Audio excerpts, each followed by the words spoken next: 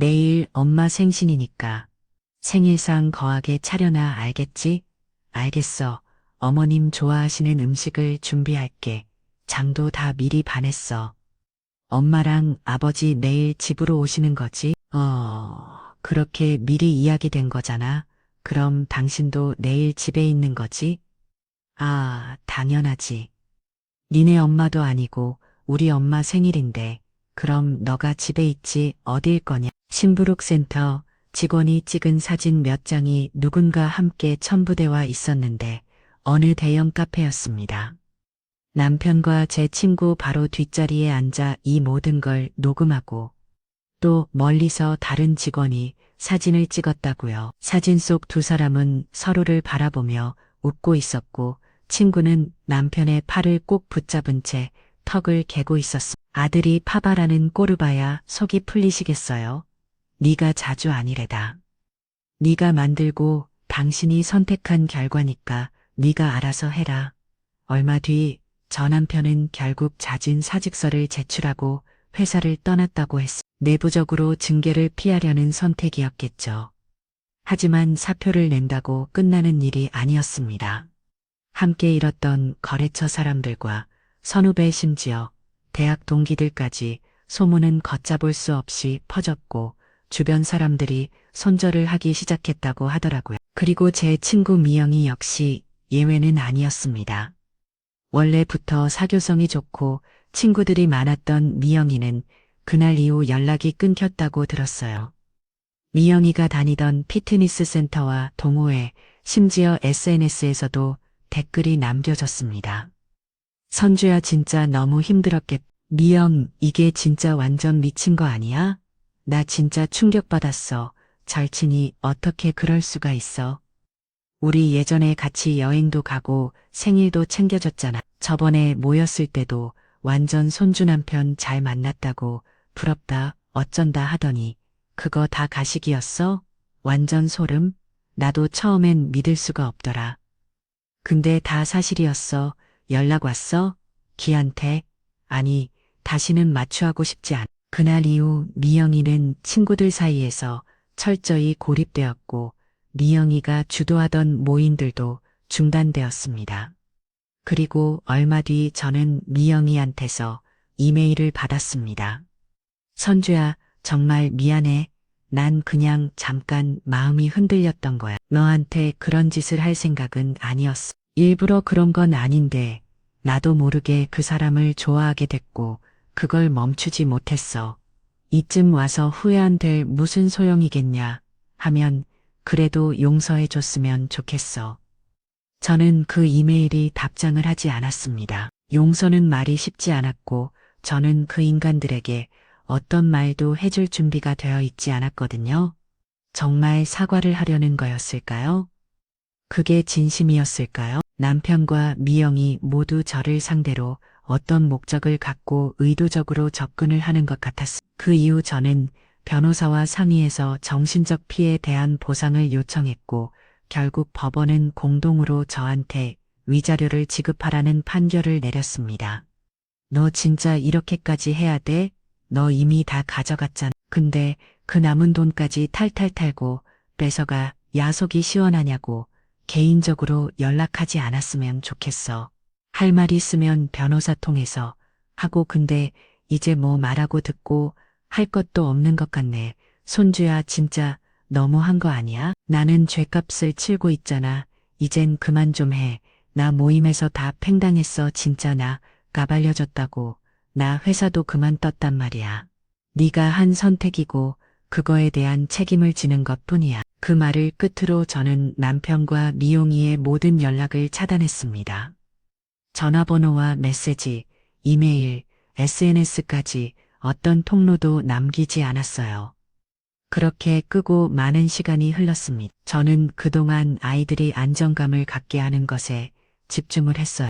아이들은 아무런 죄가 없는데 어쨌거나 한 집에서 살아온 아빠의 존재가 갑자기 사라진 것에 충격을 받은 것 같았거든요. 시부모님의 지원 덕분에 아이들이 안정감을 되찾을 때까지 일을 하지 않았고 아이들 격을 지키면서 많은 시간을 함께 보냈습니다. 그리고 그 분유 사건 초반에 남편과 미용이는 매장을 당했지만 동시에 저한테 동정심을 갖는 사람들이 많았거든요. 남편의 친구의 손등을 어루만지고 있었고요.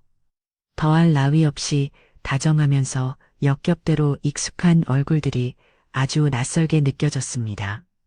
그 다음 사진 호텔 파일을 열었어요.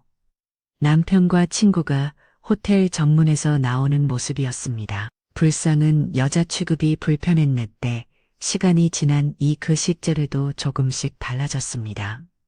선지야, 너 진짜 멋있다. 그런 일 겪고도 이렇게 단단해질 수 있다는 게 나도 몰랐어. 내가 이렇게까지 할 수 있을 줄은. 근데 결국 살아야 하니까. 애들 생각하면 내가 살아야 하니까 무너지지 않으려고 버틴 거야. 이제 너한테 좋은 일 말 생길 거야. 응. 그 말에 저는 미소를 지었어요. 제 삶은 조금씩 새로운 방향으로 움직이고 있었고 과거의 고통은 조금씩 희미해지고 있었거든요. 시간이 훨씬 더 지나자 남편과 미용이의 생각을 점점 하지 않게 되었습니다. 승리의 기쁨도 짜릿한 복수도 그 어떤 느낌도 되지 않았어요. 그 모든 일의 끝에서 저는 조금씩 자유로워지고 있었습니다. 따뜻한 봄 햇살이 거실 창 너머로 쏟아지던 주말, 저는 아이들의 아침을 준비하고 있었습니다. 팬 위에서 바삭하게 굽는 프렌치 토스트 냄새가 집안 가득 퍼졌고 준호와 준이는 식탁에 앉아 저를 바라보고 있었어요. 엄마, 오늘 프렌치 토스트야? 내가 좋아하는 거 어떻게 알았어? 우리 준이가 얼마 전에 또 먹고 싶다 그랬잖아. 오늘은 특별히 딸기랑 바나나랑 생크림도 올렸지. 우와, 진짜 맛있겠다. 나 2개 먹어야지. 그런 아이들을 바라보는데 마음이 살짝 복잡했어요. 아이들을 마음 한 구석에 아무리 않은 상처가 있을 수도 있지만 그래도 아이들이 웃는 모습, 밝은 모습을 보이는 게 다행이라는 생각이 들었습니다. 엄마는 슈퍼맨이야. 아니지, 슈퍼우먼. 그래, 엄마 멋있어. 우리 엄마가 제일 예뻐. 내 친구들이 그랬어. 그날 점심에는 시아버지와 시아어머니가 아이들을 보기 위해 집에 오셨습니다. 평일에도 틈틈이 아이들 학원을 데려다 주시거나 데리러 와주시면서 제가 숨 돌릴 시간을 만들어 주시는 고마운 분들이었죠. 준우의 미야, 우리 왔다. 우리 손주들 잘 있었는? 어머님 오셨어요. 준이랑 준우 금방 숙제 마치고 간식 먹을 거예요. 아이고, 준 말인데 숙제가 있어? 제가 억지로 보내는 건 아닌데 준우랑 준이 모두 공부 욕심이 있어서요. 영어 학원 보내달라. 바닥 배우고 싶다. 바이올린도 사달라고 난리해. 우리 강아지들이 그렇게 배우고 싶은데만요. 애들이 하고 싶다고 하면 다 하게 해줘야지. 응? 억지를 시키는 게 아니라 지들이 하고 싶은 게 있다는데 그게 얼마나 좋은 거야, 안 그러니? 그렇게 해요, 어머니. 애들은 뭐 하고 싶다는 건 우리가 다 지원해 줄 테니까 아무 걱정하지 말아라. 그래도 저 나이 때는 뛰어노는 게 제일 좋은 건데 너무 무리하지 않게 잘 관리해주고. 네, 그럴게요. 감사합니다. 아버님, 어머님, 애미야. 그래도 네가 참 되견한. 그 모든 걸 겪고도 이렇게 꿋꿋하게 아이들까지 저리 반대하고 밝게 키우니 우리는 아무 걱정이 없어. 아버님, 전 이제 괜찮아요. 처음엔 하루하루가 지옥 같았지만 아이들 오는 얼굴 보고 또 어머님, 아버님이 계시니까 정말 괜찮아졌어요. 이제는 운 날이 더 많은걸요? 그럼 됐다. 이젠 뒤를 돌아보지 말고 너하고 우리 준호 준이 행복만 생각하고 살아. 그 말에 눈시울이 붉어졌지만 고개를 끄덕이며 웃었습니다. 그날 오후에는 아이들과 함께 공원에 갔어요. 간단한 도시락을 싸워서 먹으면서 꼭꼭 경을 했는데 참 평화로운 시간이었어요. 엄마, 근데 우리 언제 비행기 타면 안 돼?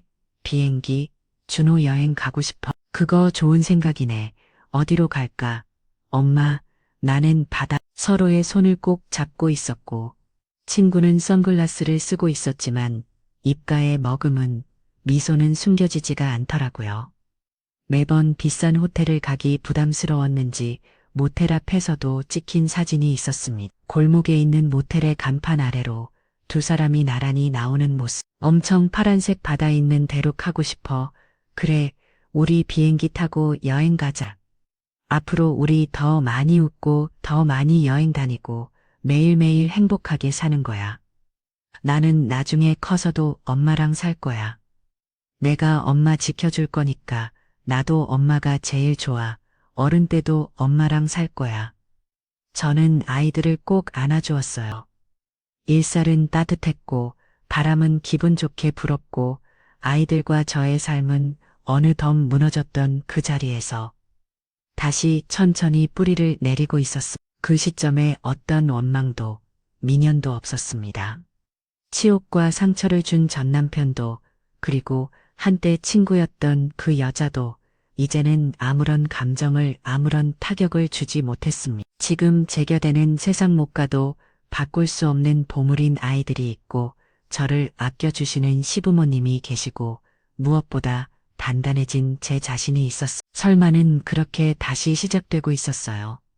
저는 우직 아이들과 함께한 미래만을 바라보며 하루하루를 사랑으로 살아가고 있습니다. 친구는 남편의 팔에 매달린 채 웃고 있었고 남편은 다른 손으로 친구의 머리를 쓰다듬고 있더라고요. 그리고 한 장의 클로적 사진은 남편이 친구에게 입을 맞추는 장면까지 담겨 있었습니다. 심장이 내려가는 느낌이었어요. 마지막으로 사진 외곽 데이트. 이날 남편은 회사 일이 바빠서 주말에도 나가야 한다며 투덜거렸었는데 사진 속 두 사람은 바닥에 근처 야외 카페에 있었습니다. 테이블에는 아이스크림과 커피가 놓여 있고 두 사람은 눈을 맞추며 서로 꿀 떨어지게 바라보고 있더라고요. 남편이 친구의 허리를 감싸고 있는 사진, 셀카를 찍고 있는 친구의 어깨에 남편이 턱을 기댄 사진, 바다를 배경으로 찍은 사진들은 마치 신혼여행 사진처럼 보였습니다. 화면 속 두 사람은 너무도 자연스럽고 행복해 보였어요. 남편의 저런 표정을 본 게 언제더라. 까마득하게 오래돼서 기억도 나지 않았습니다. 거실에서는 여전히 남편이 웃고 있었고 TV 소리가 간간히 들렸어요. 그 남자는 아무런 잘못도 없는 척 아이들이 아빠인 척 평범한 가장인 척 하면서 살아가고 있었죠. 사진과 녹음 파일 속에서 아무렇지도 않게 사랑을 속삭이던 두 사람의 모습이 머릿속에서 반복 재생되고 있었고 그 순간 몇 달 전의 기억들이 주마등처럼 스쳐 지나갔습니다. 처음엔 사소한 것들인 줄 알았는데 이제와 생각해보니 절대 사소하지 않았던 그 조각들, 시작은 남편의 핸드폰이었습니다. 어느 날이었는지 정확히 기억나진 않지만 아이들과 장난을 치다가 남편이 핸드폰을 바닥에 떨어뜨렸고 핸드폰을 주워주면서 화면이 깨지지 않았는지 살펴봤거든. 그 짧은 순간 눈에 들어온 수신 목록 가장 위에 떠있던 전화번호, 그 번호는 익숙했습니다. 너무도 익숙한 번호라 저도 모르게 화면을 조금 더 내렸거든요. 그 번호의 주인과 하루에 5번 이상 통화를 했더라고요.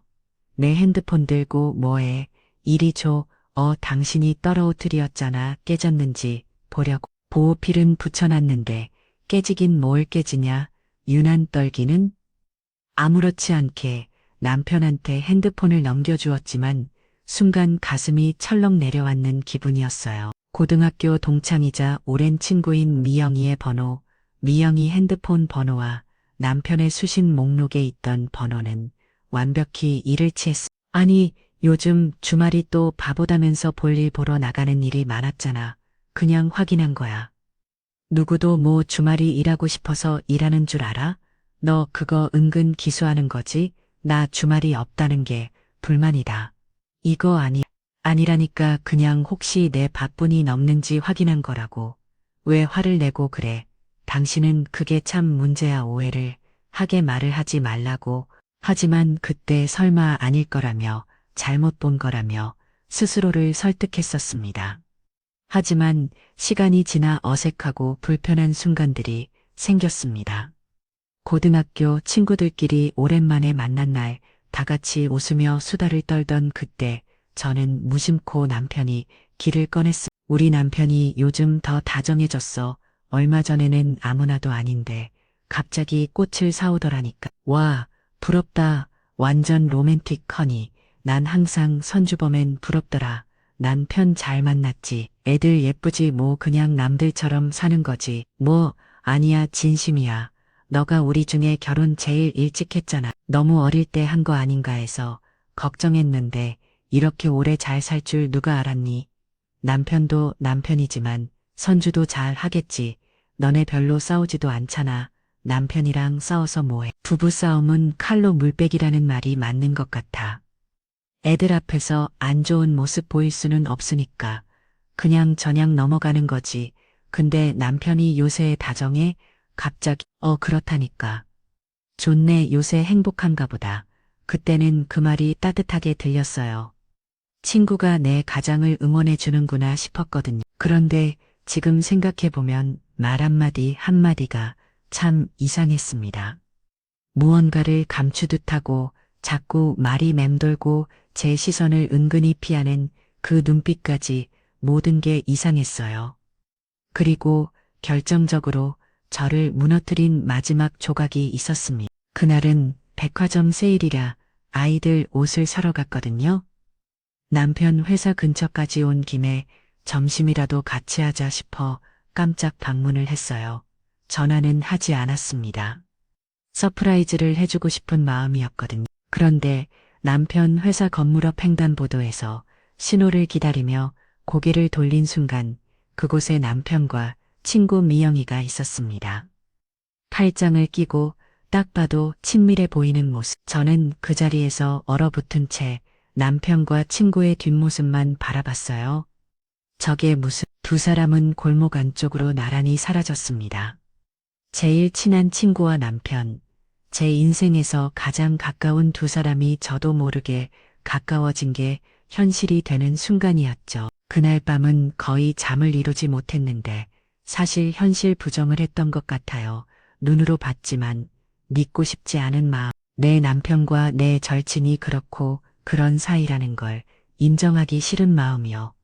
하지만 며칠 후 저는 결심했습니다. 머릿속에서 아무리 부정하려고 해도 감정은 이미 끝을 향해 가고 있었거든요. 더는 견딜 수가 없었어요. 그렇게 가족들이 모두 잠든 시간 저는 휴대폰으로 검색을 시작했습니다. 심부름센터 배우자 외도 확인, 증거 수집이라고 치자 수많은 업체들이 덮고 그중 후기가 가장 많고 평이 괜찮은 곳을 골랐습니다. 여기가 그런 걸 확인해 주는 곳 맞나요? 배우자 외도 같은 거요. 네, 맞습니다. 많이 힘드셨겠어요. 괜찮으시면 방문 상담도 가능하십니다. 심부름 센터를 찾아가던 그날 저는 이미 반쯤 무너져 있었던 것 같아요. 아이들을 유치원에 데려다 준 뒤 간신히 심부름 센터를 찾아갔는데 막상 도착하니 어떻게 해야 할지 모르겠더라고요. 그 문을 열면 되돌릴 수 없을 것 같았거든요. 하지만 그때 때마침 밖으로 나온 직원과 마주쳤고 심부름 센터 안으로 들어가게 되었습니다. 직원은 제 얼굴을 보자마자 조용히 물 한 잔을 건넸습니다. 가만히는 사람 손질도 꾸는 게 취미도 아니고 알았어, 미안해, 익숙한 일상이었습니다. 남편은 대장처럼 지시를 하고 저는 자동 응답기처럼 대답을 했어요. 저녁 식사를 마친 남편은 늘 하던 대로 거실 소파에 몸을 던졌고 핸드폰을 만지작거리며 TV를 보고 있었습니다. 회색 벽지에 나무 책상 하나가 덩그러니 놓여있는 사무실, 의자의 한 진이 마치 제가 조인이라도 된 것처럼 수치심이 차올랐습니다. 저기 이런 데가 처음이라 어떻게 말씀을 드려야 할지 편하게 말씀하셔도 돼요. 여기 뭐든 들어주는 곳이니까 걱정하지 마시고요. 직원의 말에 고개를 끄덕이며 가슴 깊이 숨겨놨던 말을 꺼내기 시작했습니다. 남편 핸드폰 통화 목록에 친구 미영의 번호가 도배되어 있다는 것부터 친구들과의 모임에서 느꼈던 이상한 김새, 그리고 회사 근처에서 목격한 남편과 친구의 다정한 모습까지. 말을 할 때마다 목이 막히고 입술이 타들어갔습니다. 사실이 아니었으면 좋겠어요. 그냥 제가 오해한 거였으면, 그는 상상이었으면, 그런 마음이 이해해요. 저희가 정식으로 조사에 들어가면 다 증거로 남을 겁니다. 사진이랑 녹음 위치 기록까지 다 남길 거거든요. 준비되시면 이 서류에 설명해 주세요. 의뢰사에 사명을 하기까지 한참을 떨었습니다. 종이에 제 이름을 쓰는데 마치 제가 배신을 하는 느낌이 들었거든요. 그렇게 조사가 시작되었고 그 기간을 견디는 게 너무 힘들었습니다. 제 아무 일도 없는 듯 태어난 척을 했지만 마음은 매 순간 무너졌어요. 아이들이 웃을 때마다 미안했고 남편이 어깨를 두드릴 때마다 속이 뒤집혔습니다. 그러다 결국 모든 자료를 손에 쥐고 나서요. 이 악몽이 끝났다는 걸 알았죠. 아니, 어쩌면 이제부터가 진짜 시작일지도 모르겠다는 생각이 들었어요. USB를 잘 숨겨놓은 뒤에 방을 나가니 거실불은 꺼져 있었고 희미한 조명이 비추는 안방문이 반쯤 열려 있었습니다. 조용히 문을 열고 안으로 들어갔어요. 남편은 침대에서 평온하게 잠들어 있었습니다. 저는 두 손을 뻗어 남편의 목을 옮겨주는 신용을 했어요. 어떻게 이렇게 평온할 수가 있지? 어떻게 이렇게 암으로 찾기 잠들 수 있는 거지? 내가 어떻게 해야 할까? 어떻게 있으면 좋겠어? 침대 끝에 앉은 채 한참 동안 남편의 얼굴을 뚫어져라 바라봤어요. 남편은 자면서 가끔 입가인 미소를 띠곤 했는데 그 미소를 보는 순간 남편 목을 감싼 손에 힘이 들어갈 뻔한 걸 간신히 참았어. 뭔가 다른 존재, 아주 낯선 누군가를 보는 기분. 마치 인간의 탈에 쓴 괴물을 바라보는 것 같았거든요. 간신히 이를 악담은 제 침실을 나왔어요. 심부름센터 상담실에서 서명을 할 때 느꼈던 그 비참함, 무너지는 자존감, 감당할 수 없었던 수치심, 그 감정들이 다시금 파도처럼 물려왔지만 그 사이에서 저는 중요한 결정을 내렸습니다. 다음 날 아침 저는 눈을 뜨자마자 부엌으로 향했어요. 전날 밤 한숨도 못 잤지만 제 몸은 활기찬 에너지로 가득 차 있었습니다. 오늘이 어머님의 생신이라는 걸 머릿속에 새기며 앞치마를 돌렸습니다. 그 순간부터 제 몸은 마치 타이머가 맞춰진 기계처럼 움직였어요. 그 사이 저는 아이들을 시킨 뒤에 책을 읽어주면서 애들이 재웠어요. 아이들이 잠든 것을 확인한 뒤 작은 방으로 들어갔습니다. 여보, 다음 달에 아버님이 애들 데리고 다 같이 여행하자고 했었죠. 손질해 둔 재료를 하나씩 꺼내놓고 요리를 시작했죠. 잡채는 색깔을 맞춘 고명을 얹었고 동그랑 땡부터 깻잎전, 호박전까지 골고루 부쳤습니다. 콩나물국은 살짝 얼큰하게 끓였고 연근 조림과 멸치볶음도 준비했습니다. 이야, 맛있는 냄새 때문에 그냥 누워 있을 수가 없네. 거하게 차리라고 했더니만 거의 임금님 수라상인데 어머님 생신상이잖아. 그동안 못 챙겨드린 것도 많고 오늘만큼은 제대로 해드리고 싶었어. 뭐야, 우리 와이프 오늘 좀 멋있는데? 남편은 손으로 반찬들을 집어먹으면서 능청스럽게 말을 했고 저는 아무렇지 않은 척 웃으면서 대답을 했습니다. 오늘은 나도 마음 먹고 실력 발휘하려고 어머님한테 점수 좀 따야지. 집도 깔끔하게 해놨고 테이블 보도 새로 바꿨어. 아, 그래서 아까부터 해도 옷 갈아입 필요가 날렸구나. 사진도 찍어야 하니까 어머님이 좋아하시잖아. 준우와 준이는 이미 말끔하게 차려입고 거실에서 만화 영화를 보고 있었습니다. 남편이 화초에 무릎 주고 아이들과 놀며 시간을 보내는 사이 저는 메인 요리를 준비했습니다. 커다란 은색 접시에 그날의 메인 음식을 담고 뚜껑을 덮었어요. 그대의 초인종 소리가 울렸고 저는 일부러 더 밝은 목소리로 아이들을 불렀습니다. 얘들아, 할머니 할아버지 오셨어. 인사 예쁘게 해야지. 나 할머니한테 꽃 줄 거야. 나도 아빠가 말한 대로 할머니한테 생일 축하 노래 불러줄 거야. 아이들이 두 손을 꼭 모은 채 현관 앞에 서 있는 모습이 어찌나 사랑스럽던지 뒤에 일어날 일을 생각하니 마음 한켠이 무너지는 됐지만 이제 와서 결정을 바꿀 수는 없었어. 현관문을 여니 어머님의 얼굴이 보였는데 언제나처럼 밝게 웃으며 저를 바라보셨고 저도 자연스럽게 미소를 지었습니다. 어머님, 생신 축하드려요. 어머님 좋아하시는 음식들로 생신상을 차렸는데 마음에 드셨으면 좋겠어요. 아이고, 준우의 미야, 이게 왜 이리냐. 아주 상타리가 부러질 것 같은 게 무슨 잔치날 같구나. 아침부터 음식하느라 수고했다. 아이고, 나는 그냥 넌 몸도 마음도 편하게 바뀌어서 먹자고 했는데 준우의 미야 집에서 생신상 대접을 하겠다고 난리를 쳐가지고 아이고 지금 뭐 밥을 하기를 해 숟가락으로 키를 해 손 하나 깠다가 나면서 애기만 고생시켰지 아주. 아, 엄마 무슨 말을 그렇게 속속하게 해요. 이 사람이 순전히 엄마한테 해드리고 싶다고 그런 건데 안 그려보 내가 시킨 거 아니잖아. 당신이 엄마 생신상 잘 차리고 싶다면서 솜씨 발휘한다고. 맞아요.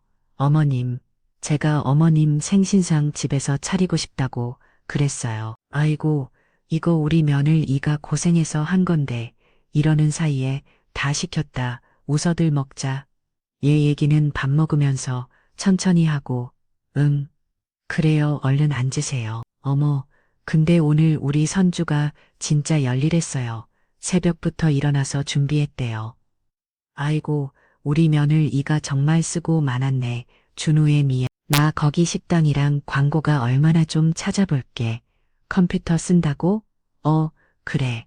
아무거나 눌러서 뭐 이상한 거 설치하지 말고. 알겠어.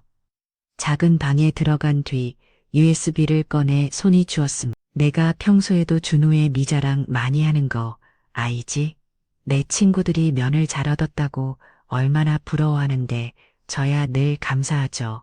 어머님, 아버님께서 저한테 항상 마음 써주시는데 그거에 비하면 부족한 것 같아요. 그치만 어머님 좋아하시는 음식으로 차렸으니까 맛있게 드셔보세요. 그렇게 온 식구가 식탁이 둘러앉아 음식을 먹었습니다.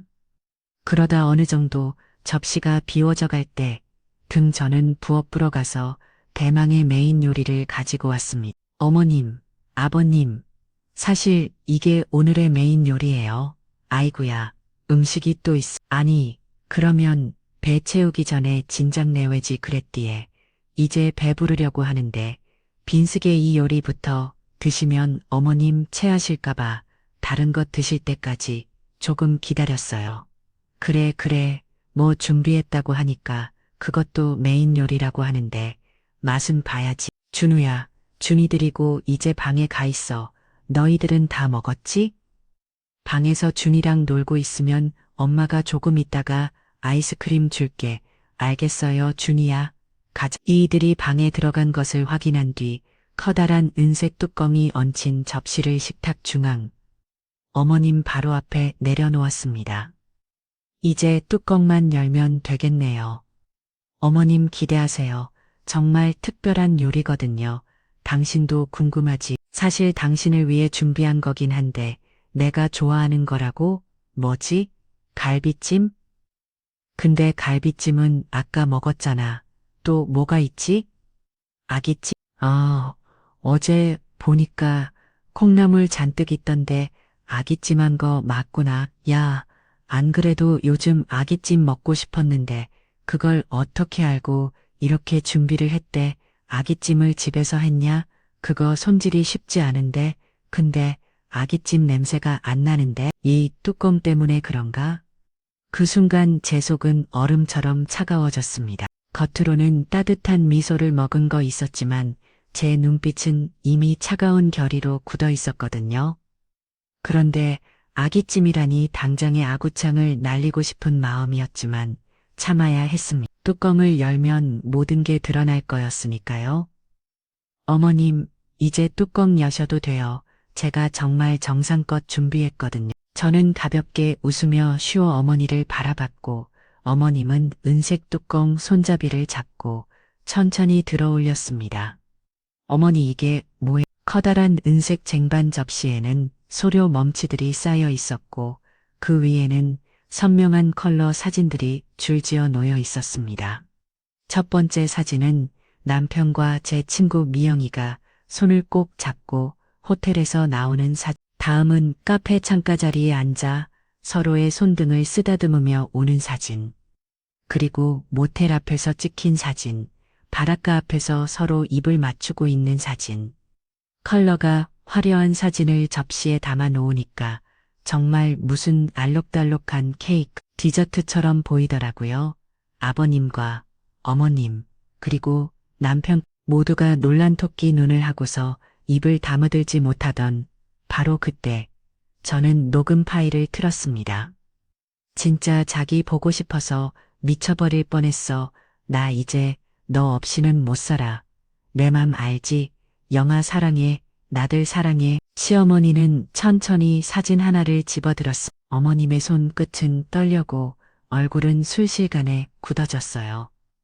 이게 도대체 무슨 짓이냐? 이게 다 뭐야? 방금 들은 게 도대체 뭐냐? 나리야. 여보 지금 뭐 하는 거야? 오늘의 메인 요리 마음에 드세요? 당신 위해서 준비했다고 했잖아. 어때? 마음에 들어. 시어버지는 말없이 손으로 이마를 집었고 사진을 하나씩 넘겨보던 어머님의 눈빛은 점점 싸늘해졌습니다. 남편 역시도 먹은 눈으로 자료들을 바라보고 있었어요. 오늘 오전 심부름센터 직원에게서 직접 받은 자료. 확인하시기 전에 마음 단단히 먹으셔야 할 겁니다. 나는 직원의 말이 머릿속에서 맴돌았어요. 남편의 표정은 처음에는 황당한 하지만 이내 경악스로 무로 변했습니다. 준우의 미야 이게 진짜냐? 정말 내가 이걸 우리한테 보여주려고 준비한 거야? 이게 메인 요리라고? 내 어머님 거짓말 아니고요. 저는 사실을 보여드린 것 뿐이에요. 어떻게 이런 일이 이 여자는 누구냐? 에피야 말 좀 해봐라. 도대체 뭐라고 싸돌아다닌 거야? 준이 보기 부끄럽지도 않아? 아버지 그게 아니. 어머님 아버님 남편이랑 다정하게 애정행각을 하고 있는 저 여자 말이에요. 믿기지 않으시겠지만 저랑 가장 친한 친구예요. 고등학교 동창 미영이라는 친구인데 어머님 아버님도 보셨을 거예요. 저랑 남편 결혼식에 왔었고 제 부키를 받은 친구거든요. 근데 그 친구랑 남편이 이제 그렇고 그런 사이라고 하네요. 저와 아이들을 속이고 가족을 두고 두 사람이 무슨 짓거리를 했는지 어머님이랑 아버님이 직접 보시는 게 맞다고 생각했어요. 그리고 오늘이 어머님 생신이잖아요. 제가 차려드리는 마지막 생신상에 기도하고요. 생신날 놀랍게 해드려서 정말 죄송한데요. 어머님 저 진짜 너무 억울하고 너무 분하고 비참해요. 이렇게까지 폭로할 수밖에 없었던 저를 좀 이해해 주셨으면 좋겠어요. 너 진짜 죄송신이야? 네가 미치지 않고 성이야 이럴 수가 있어? 시어머니는 사진들을 내려놓고 두 손으로 입을 가렸습니다. 어머님의 손끝은 점점 하얘졌고 눈가에 맺힌 눈물이 그대로 떨어졌어요. 내가 뭘 잘못했길래 이렇게까지 내가 왜 이런 고를 봐야 하니? 세상에 어떻게 이럴 수가 있어. 그때 뭔가 분위기가 이상하다는 걸 느낀 아이들이 제 옆으로 달려와 안겼어요. 아이들은 제 무릎에 얼굴을 묻고 흐느끼기 시작했고 저는 아이들의 등을 다독이며 말했습니다. 괜찮아 얘들아 준우야. 근데 엄마가 미안해. 아이들의 울음과 시어머니의 흐늘감 접시 위에 어지럽게 펼쳐진 증거들. 남편과 절친의 볼륨 사진 아래는 이혼 소리가 놓여 있었고 마지막 장에는 이미 제 도장이 찍혀 있었어요. 이미 확고하게 결정을 내리고 한 행동이었습니다. 석훈이가 이런 일을 저지를 줄은 몰랐다. 아무리 그래도 그렇지 이건 집안 망신이다. 망신 어머님 아버님이 불편하신 거 잘 알아요. 그런데 저는 이 방법밖에 없었어요. 이걸 직접 보시지 않으면 제 말을 안 믿으실 테니까요. 그 순간 남편이 천천히 몸을 일으켰고 그 시선은 저를 향해 있었어요. 그 눈빛 속엔 놀라움과 분노, 그리고 당황함이 뒤섞여 있었습니다. 저는 남편의 눈을 똑바로 바라봤어요. 이 순간을 위해 얼마나 많은 밤을 울며 참아왔는지, 얼마나 많은 나를 괴로움 속에 버텨내는지 남편이 알길 바랐습니다. 너 지금 도대체 무슨 짓을 한 거야? 사람들 앞에서, 아니, 우리 부모님 앞에서 이게 할 짓이야? 이게 사람이 할 짓이냐고. 여태까지 사람이 할 짓이 아닌 걸 하고 다니는 게 누군데? 뭐? 너 말 다 있어? USB를 꽂자 폴더가 나타났는데 파일을 열기 전부터 손끝이 저릿하게 얼어보는 느낌이었습니다. 폴더가는 녹음값의 사진 호텔, 사진 모텔, 사진 외곽 데이트, 라는 이름이 차리로 정렬되어 있었습니다. 가장 위에 있던 녹음 파일을 클릭하니 짧은 잡음 후에 친숙한 두 사람의 웃음소리가 흘러나왔습니다. 남편이 자리에서 벌 더 길어났는데 그 목소리는 떨렸고 눈빛 완전히 달라져 있었습니다. 저는 아무 대꾸도 하지 않았어요. 아이들이 놀라울음을 터뜨린 직후였기 때문에 더는 아무 말도 하고 싶지 않았거든요. 아니야, 이건 뭔가 잘못된 거야. 우리 아들이 그럴 리가 없어. 그럴 리가 없다고. 엄마 나 알지. 엄마 아들이 믿죠. 나 진짜 이거 아니야. 이거 이 사람이 닦으면은 거야. 나 억울해, 억울하다고. 어머님 이미 모든 자료가 여기에 있어요. 녹음팔도 더 있는데 들려드려요? 내가 이걸 왜 꼬면해? 내가 무슨 부경화를 얻겠다고 이걸 꼬미냐고? 아니야, 아니라고 좀 말해봐라. 왜 라고 해. 어서 엄마 그게 내가 미쳤었나 봐. 잠깐 흔들렸던 거야. 이건 그냥 실수야. 진심은 아니었어. 실수? 같은 여자는 몇 번이고 만나게 못 때리면 호텔을 다 돌아다닌 게 실수야? 너 진짜 왜 이렇게까지 하는 거야? 우리 부모님 앞에서 이런 모욕을 줘야 속이 시원하냐고. 그러니까 내 입장을 생각해봐. 내가 왜 이렇게까지 미친 짓을 벌인 거지 생각을 좀 해보라고. 시끄럽다. 뭘 잘했다고 어디서 목소리를 높여. 시아버지가 아이들을 달래 방으로 들여보낸 뒤 다시 거실로 나왔습니다. 아버님은 한참을 아무 말 없이 남편을 바라봤어요. 이거 정말 이런 짓을 저질렀다는 게 난 아직도 믿기지가 않는다.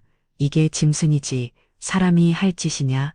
아버지, 이건 그냥 실수예요. 아껴도 말했지만 말도 안 들게 마음이 흔들려서 그냥 한순간 정신을 나가지고 실수 같은 소리 하지 마라. 시아버지는 목소리를 한껏 낮췄지만 그 안에 기뚱 분노는 너무도 서명했습니다. 손등에 피줄이 섰고 이마에는 굵은 주름이 깊게 파였어요. 이게 사람이 할 짓이냐 말이야. 넌 가족을 욕보고 우리 집안을 우롱했어. 나한테 그런 아들이 있다는 게 네가 내 아들이라는 게 치욕이다. 치욕이야. 시아버지의 말이 끝나자 시어머니는 그대로 뒷목을 잡고 의자에 주저앉았습니다. 어머님의 얼굴은 창백했고 눈가인 피로가 짙게 드리워졌어요. 어머님은 손으로 이마를 짚으며 흐느끼기 시작했습니다. 내가 뭘 그렇게 잘 못 키웠다고, 내가 무슨 죄가 있어서 이런 거를 당해야 해. 아이고, 저는 이미 마음을 정했어요. 이 사람이 저를 배신한 날 아니, 그걸 눈치챘단 그 순간부터요. 이 모든 꼴을 보고 모든 걸 알게 된 이상 앞으로 같이 사는 건 의미가 없는 것 같아요. 아버님, 어머님, 제 결정 존중해 주세요. 너 지금 이혼할 생각이야? 애들 앞에서 우리 엄마 아버지 앞에서 이혼을 하겠다고 도대체 뭘 잘했다고 이렇게 당당한 건데 당당하지 못할 이유는 또 뭐가 있어? 당당하지 못한 건 당신이지. 애들 앞에서 진짜 부끄러운 줄 알아야지. 난 면이 막힌 듯 입술만 다이사 겪고 시아버지는 그런 아들의 얼굴을 천천히 바라보았습니다. 앞으로 네가 어떤 대가를 지르게 될지는 모르겠지만 기억해라. 사람 하나를 이렇게 무너뜨리고 그 마음을 짓밟은 주는 아마 평생 지고 가야 할 거다. 아버지, 전 그냥 너무 후회돼요. 잘못했어요. 진심이에요. 이제 다 또 바로 잡을 수 있게 늦었다. 버진물을 주워 담을 수 있겠냐. 진짜 또 그런 눈으로 보면 혼날 줄 알아? 아까는 나 진짜 심장 못 는 줄 알았잖아. 눈빛이 왜 이렇게 음영한 건데? 내가 뭘 그냥 예뻐서 본 건데 그게 그렇게 줘요? 말이라도 못하면 근데 그걸 내가 어떻게 믿어? 손질도 그렇게 쳐다볼 거 아니야. 마누라를 그렇게 본다고? 너 진짜 왜 그러냐? 왜 괴랑 비교를 하고 그래 미용아. 갈라진 그릇을 붙여놓은 들 쪽쪽 그어진 금이 안 보이겠냐. 다 끝났다. 끝났어. 남편은 소파에 털썩 앉아 두 손으로 얼굴을 감쌌습니다. 시어머니는 눈물을 훔치며 여전히 사진들을 바라보고 있었는데 그 얼굴에는 절망과 상처가 그대로 담겨 있었습니다. 어머님, 아버님, 죄송해. 이런 방식으로 말씀드릴 수밖에 없었던 제 처지를 이해해 주셨으면 해요. 예미야, 넌 잘못한 거 없어. 우리가 미안하다. 그 순간 마음이 흔들렸지만 굳게 다잡았어요. 이건 동정을 가질 일도 감정이 흔들릴 문제도 아니잖아요. 저에게 남은 건 단 하나, 이엔이었습니다. 다음 날 저는 곧장 변호사 사무실로 향했고 변호사와 함께 이혼 소리에 첨부할 자료들을 준비했습니다. 저는 이혼을 원하고요. 양육권은 무조건 제가 가져갈 겁니다. 어떤 타협도 없어요. 충분히 가능한 요구입니다. 증거 자료도 명확하고 남편 측에서 반박할 수 있는 여지도 없음. 주정 없이 바로 소송으로 들어가시겠습니까? 네, 그렇게 할게요. 사실 가장 두려웠던 건 이혼을 추진하는 제가 되레 요구를 먹게 되는 상황이었어요. 특히 어머님과 아버님이 막상 아들의 가정이 깨지게 되면 모든 걸 제 탓으로 돌릴지도 모른다는 생각이 들었거든요. 변호사와 상의를 마친 뒤 조심스럽게 시버모님을 따로 찾아 배웠습니다. 어머님, 아버님, 저 이제 이혼 절차 시작하려고 해요. 혐의는 불가하고요. 전 바로 소송 갈 거예요. 변호사도 이미 구했어요. 저는 두 분이 결국에는 아들을 감사실 거라고 생각해요. 그럴 수도 있잖아요. 피부치니까요. 근데 어머님, 아버님 아들 편에서 어떤 증언을 하셔도 소용없을 거예요. 저 진짜 단단히 준비할 거거든요. 시어머니의 얼굴에는 슬픔과 미안함이 가득했습니다. 준호의 미야, 너한테 그런 생각하기 한 것부터 내가 미안하다. 우리 준호랑 준이 생각하니 그냥 가슴에 미워지는구나. 우리 아들이라지만 그놈이 100번 전번 잘못한 거야. 우리가 늘렸지만 그 정도 살이 분별은 한다. 그러니까 증언이니 뭐 그런 건 걱정하지 마라. 그저 너 하고 싶은 대로 해라. 아무도 안 말릴 거니까 네 속에 그 응어리 증거 풀릴 때까지. 아니 아무리 시간이 지나도 안 풀릴지도 모르겠지만 그저 지금은 그냥 너 하고 싶은 대로 해라. 미안하다. 그 말을 듣는 순간 참았던 눈물이 왁칵 쏟아졌습니다. 남편의 편에서 저를 의매하고 모험할 줄 알았던 분들이 제 편이 되어주고 있었던 거였어요. 준호의 미야, 이건 내 진심이다. 나는 너를 며느로 본 게 아니고 내 딸처럼 생각했어. 근데 그거 네가 몰랐다는 게 더 슬프구나. 지금이라도 꼭 말하고 싶구나. 피는 안 섞였지만 마음으로는 네가 가족이야. 준호, 준이도 두말할 것 없이 우리 손 쥐인 거 아니겠니? 그래서 말인데 우리 생각은 이렇다. 나 진짜 요즘 너 없으면 못 살 것 같단 말이야. 내 마음 알아주라. 아잉, 몰라. 진짜 네 남편과 나의 가장 친한 친구, 그들은 이미 연인이었어요. 매일 사랑을 속삭이면서 서로가 없으면 안 되는 것처럼 말하고 있었습니다. 목소리는 달콤했고 숨소리 사이로 간간히 들리는 웃음은 제 가슴을 찢어 놓았습니다. 네가 이 집에서 살아갈 수 있도록 우리 재산 일부를 즐겨하려고 한다. 우리가 가진 것들을 너은데 주면 네가 애들 규며 안정되게 살 수 있을 거야. 아버님, 그러실 필요까지는 없어요. 저는 그냥 남편과의 관계를 끝내기를 바라는 건데요. 아니다. 네가 뭘 포기하고 살아왔는지 우리가 다 받지 않니? 우리가 주는 건 무슨 위자료 같은 게 아니라 그냥 우리 마음이다. 너 그동안 애들 키우느냐고 일도 오래 쉬웠는데 혼자서 애들을 어떻게 키우려고 그러냐. 다 너랑 준호준이 생각해서 끌어놓은 거니까 사양하지 말아라. 시아버지는 서류 봉투를 꺼내 테이블 위에 놓으셨습니다. 아내는 부동산 등기 사본과 정기 예금내요. 증여일과는 서류가 준비되어 있었습니다. 이 집에서 아이들과 살면 좋겠구나. 네가 아니면 준호랑 준이니까 정말 힘들 거야. 우리가 필요할 땐 언제든 얘기하고 우리는 너희 뒤에 있을 거다. 저는 두 손으로 얼굴을 가렸습니다. 세상에 무너질 듯한 배신과 절망 속에서도 제가 가정을 지켜낸 시간이 헛되지 않았다는 걸 시부모님이 보여주셨기 때문입니다. 그 이후 재판이 진행되었습니다. 남편 측의 과실이 명확했고 시부모님의 증언까지 진술서로 받아 함께 제출했습니다. 재판부는 조정 없이 단독 판결을 진행했고 아이들에 대한 양육권은 단 한 번의 심의 후 바로 제게 넘어왔습니다. 그 이후 남편은 몇 번이나 연락을 시도했지만 저는 받지 않았습니다. 잠깐의 실수였다고, 다시 잘해보고 싶다고, 애들 때문에라도 만나서 얘기 좀 하자는 문자들이 쌓였지만 저는 대화조차 하고 싶지 않았어요. 그리고 얼마 후 시어머니와 시아버지가 집으로 찾아오셨습니다. 우리의 존이 앞으로 할머니 할아버지가 자주 올게 괜찮지? 근데 아빠는 안 와요? 저는 아이의 머리를 쓰다듬으며 대답했습니다. 아빠는 조금 멀리 갔어. 이제 엄마랑 우리끼리 지내는 거야. 대신 할머니 할아버지가 더 자주 오실 거야. 준우야, 우리 준우는 오빠잖아. 엄마랑 동생 잘 보살펴야지. 나 이제 엄마 지켜줄 거예요. 그렇게 이혼이 마무리되었어요. 이혼 기간 내내 정말 감사하기도 시어머니는 저의 편이 되어줘 왔습니다. 하지만 이혼 소송이 마무리된 후에도 불륜에 대한 증거들은 법정에만 머무르지 않았어요. 소문에 발이 달렸다고 들 말하죠. 불륜에 관한 소문은 생각보다 훨씬 빠르게 퍼져나갔고 사람들의 입에서 입으로 전해지면서 남편과 친구 미영이의 이야기는 엄청난 파장을 불러 일으켰습니다.